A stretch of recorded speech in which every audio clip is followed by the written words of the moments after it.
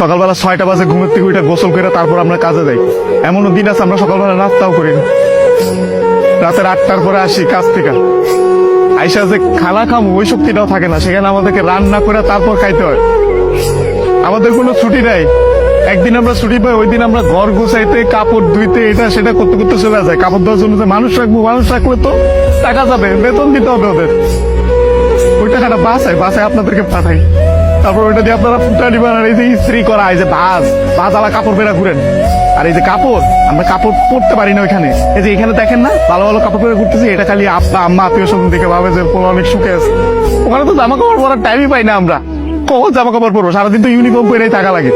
রাতের বেলা খারাপ বেলা খাওয়ার পরে এই যে 5টা মিনিট মা বোন বাপের সাথে কথা বলি, ওইটাই আমাদের জীবনে সারাদিনের সুখ। সারাদিন কষ্ট করে ওই যে 5টা মিনিট মায়ের সাথে কথা বলবো, এটার জন্য 16 ঘন্টা 18 ঘন্টা করে আমাদের চাকরি করা হয়।